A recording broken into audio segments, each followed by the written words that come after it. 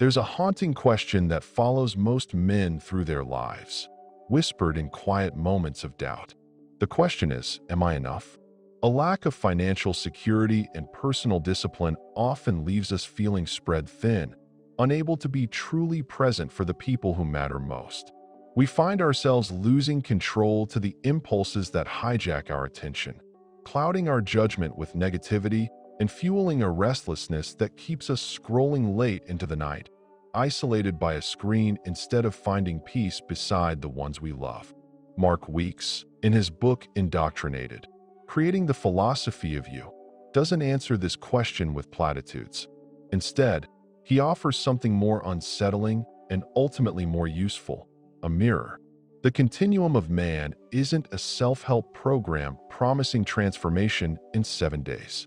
It's a framework that reveals what's already happening, whether you're aware of it or not. The continuum operates with or without awareness, Weeks writes, but mastery requires awareness. This is the art of manfulness, not becoming someone you're not, but consciously navigating the forces already shaping you. The 12 elements of Dad's Man's hero aren't aspirational goals. They're the actual territory every man traverses from birth to death. The question isn't whether you'll engage with desire, discipline, negativity, and sexual energy. The question is whether you'll do it consciously or remain asleep at the wheel of your own life. Most men believe they're making choices. They're not. They're running programs installed decades ago by parents, culture, trauma, and 1,000 unconscious repetitions. Weeks, a former bricklayer who spent years laying concrete blocks while mentally negotiating with his own resistance, understands this intimately. We are all continuous works in motion, he writes, and our quest to be greater versions of ourselves is the price we must pay daily. We can never be satisfied. This isn't pessimism, it's realism. The art of manliness begins with accepting that you're never complete. You're always in process. The continuum isn't a ladder you climb and then rest at the top. It's cyclical, seasonal. You revisit the same challenges at different life stages, each time with, hopefully, a deeper understanding. The framework he's developed, Dad's Man's hero, maps 3 domains: mind, desire, attitude, discipline, superconscious; spirit, mindfulness, attraction, negativity, superego; body, healthy eating, exercise, rest, optimal sexual energy. Each element overlaps and influences the others continuously. An imbalance in one domain disrupts the entire system. And critically, there's no mandatory entry point.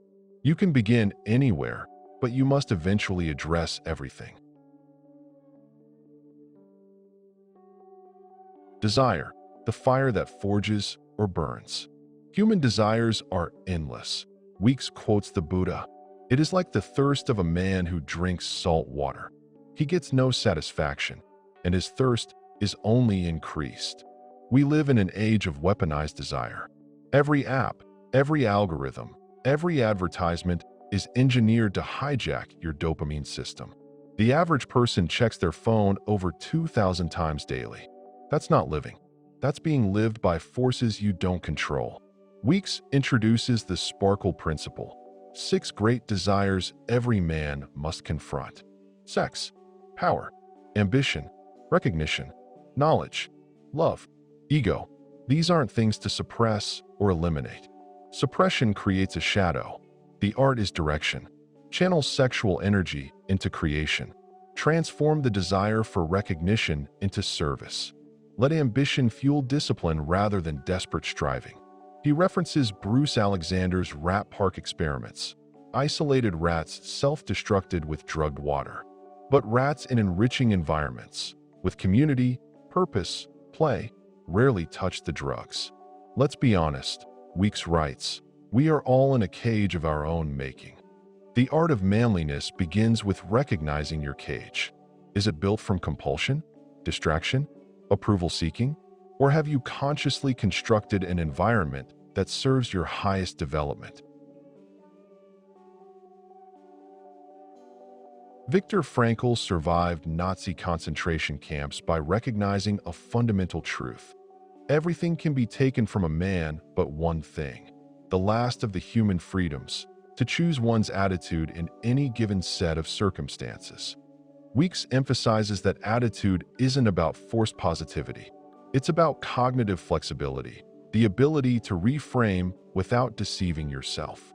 He references the NLP logical pyramid, which reveals that people operate from different neurological levels. 1. Environment, external context. 2. Behavior, observable actions. 3. Capabilities, skills, and competencies. 4.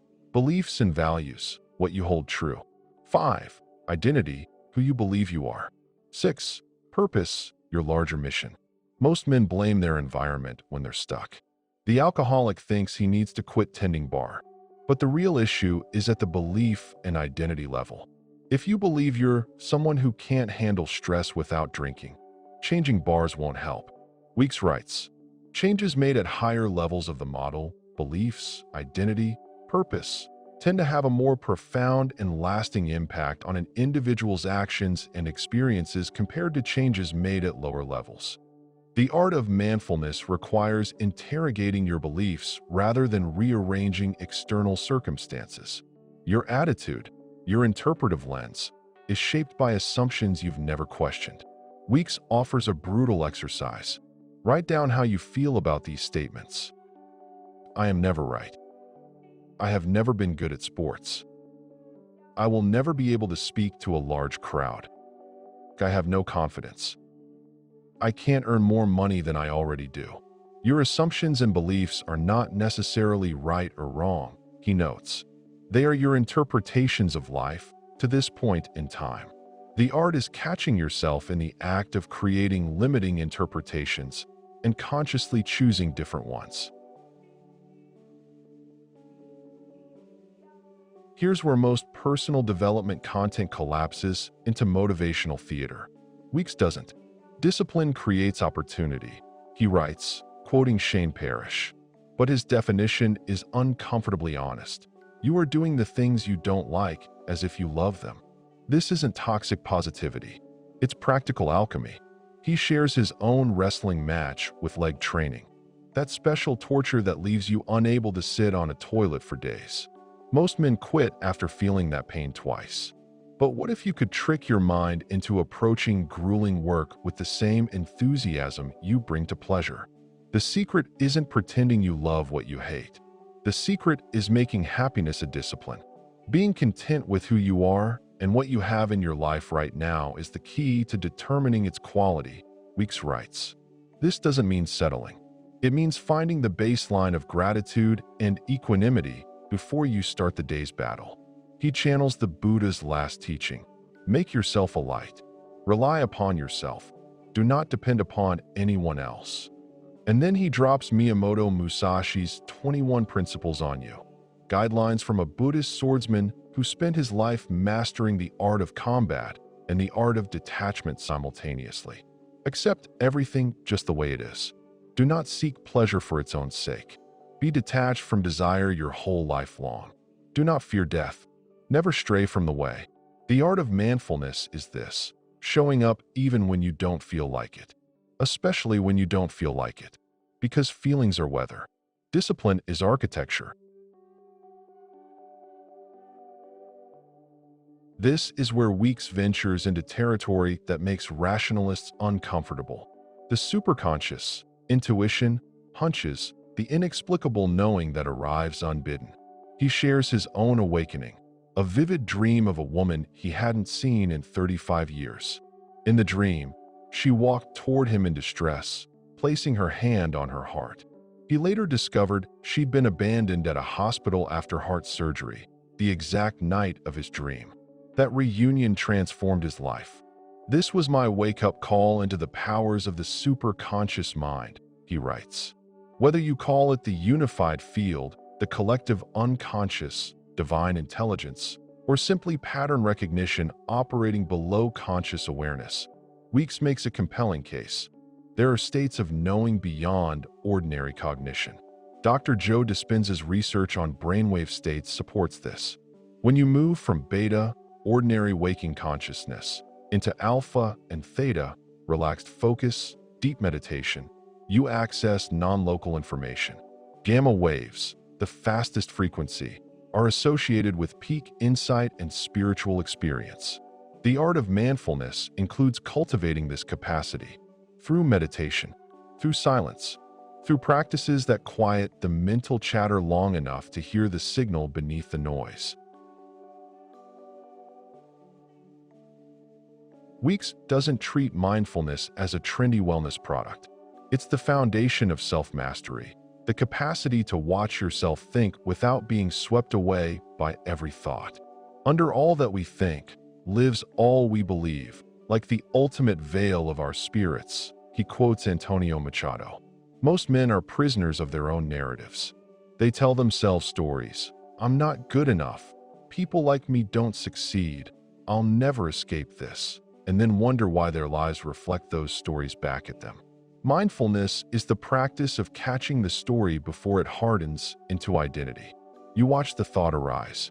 You recognize it as thought, not truth, and you choose whether to believe it. Not the new age fantasy of manifesting Lamborghinis through vision boards. Weeks is more pragmatic. Whatever you sow, you will undoubtedly reap. Your internal state, the quality of your thoughts, the consistency of your emotions, the stories you rehearse, creates a gravitational field. You don't attract what you want. You attract what you are. If you're consistently anxious, you'll attract situations that confirm anxiety. If you operate from scarcity, you'll find scarcity everywhere. Not because the universe is punishing you, but because your perception is shaped by your state. The art of mindfulness requires asking, what am I becoming? And is that what I want more of in my life? Here's where Weeks diverges from positive psychology's cheerful denial. Negativity isn't something to eliminate or manifest away. It's internal resistance that must be acknowledged and integrated. He references C.G. Jung's understanding that the inner voice often confronts us with darkness, not to destroy us, but to make us whole. If we can succumb only in part, and if by self-assertion the ego can save itself from being completely swallowed, then it can assimilate the voice, and we realize that the evil was, after all, only a semblance of evil, but in reality, a bringer of healing and illumination. The art of mindfulness isn't endless positivity. It's wholeness, which means confronting everything you've repressed, denied, or projected onto others. Your anger isn't your enemy. Your fear isn't a character flaw. They're messengers. The question is whether you'll listen or continue running. Not Freud's punitive parent. Your superego, in Weeks' framework, is your moral self-concept and internal compass, the composite of values, principles, and identity structures that guide you when no one's watching. Weeks emphasizes that developing a strong superego isn't about rigidity. It's about creating a personal philosophy that withstands cultural chaos. Your personal philosophy is the major factor in how your life works out, he quotes Jim Rohn. Without a code, a set of principles you've consciously chosen, you're a leaf in the wind. Every social media trend, every outrage cycle, every manipulator who senses your lack of internal authority will move you. The art of manliness requires defining what you stand for, not what your parents wanted, not what your culture demands, what you, after deep reflection, have decided is non-negotiable. Weeks doesn't offer meal plans. He offers a principle. What you put in your body directly affects the clarity of your mind and the vitality of your spirit. This isn't about aesthetics. It's about functionality. If you're filling yourself with processed garbage, your thoughts will be processed garbage. If you're consuming addictive substances designed by food scientists to override your satiety signals, your desires will be hijacked. The art of mindfulness includes treating your body as the vehicle it is, worthy of high-quality fuel. After 30 years of weight training, Weeks knows what fitness influencers miss. Exercise isn't primarily about looking good. It's training your nervous system to handle stress. When you have done this for over 30 years, you can switch on any state at will, he writes. This is the real gift of physical discipline. You learn that discomfort is temporary. You learn that you can summon willpower on command. You learn that your body can be an ally rather than an obstacle. The art is showing up even when you don't feel like it. Especially then, because that's when the real training happens, not of your muscles, but of your mind. In a culture that glorifies hustle and demonizes recovery, Weeks reminds us, balance is your secret weapon. Delta waves during deep sleep aren't optional. They're when your body repairs tissue, your immune system resets, and your unconscious mind processes the chaos of waking life. Most men are running on fumes, mistaking exhaustion for productivity. The art of manliness includes honoring the rhythm of exertion and recovery. Work hard, then rest hard, without guilt. This isn't about repression or indulgence. It's about the conscious direction of primal energy. Weeks references Rat Park again.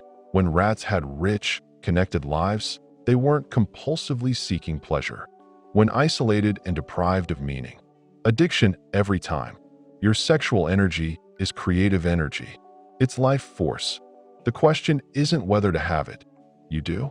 The question is whether you're directing it consciously toward creation, connection, and purpose, or letting it drain away through compulsion, pornography, and distraction. The art of manliness is learning to channel this energy rather than be ruled by it. What makes the Continuum of Man more than another self-help framework is its acknowledgement of cycling. You don't master desire once in graduate. You revisit these elements throughout life, each time with, hopefully, a deeper understanding. The continuum is cyclical, not linear, Weeks writes.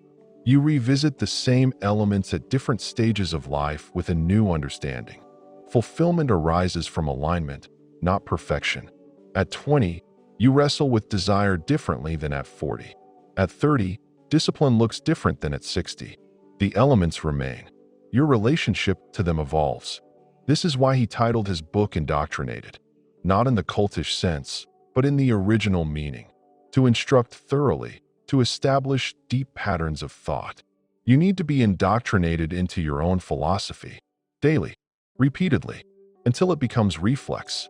If you want to improve your life and feel happier, you can't just do it sometimes and expect magic to happen, Weeks writes. To succeed, you must do things consistently, not perfectly, but keep trying and keep going. Here's the uncomfortable truth. You're already in the continuum. Right now, this moment, you're already cycling through desire, attitude, discipline, mindfulness, attraction, and negativity. The patterns are already running. The elements are already influencing each other. The only choice is whether you'll navigate consciously or unconsciously, whether you'll be the author of your experience or a character in someone else's script. Weeks writes, everyone capable of fending for themselves must make it their duty to conceive a better way of living and step up into their lives. The art of manliness isn't becoming something you're not. It's becoming consciously what you already are, and then refining it, balancing it, aligning it with your deepest values. Mark Weeks, the former bricklayer turned best-selling author and creator of this framework, understands something most miss. The beginning of a habit is like an invisible thread, but every time we repeat the act, we strengthen the strand, add to it another filament, until it becomes a great cable and binds us irrevocably, thought and act. You're already weaving cables, right now, with every choice, every thought pattern, every repeated behavior.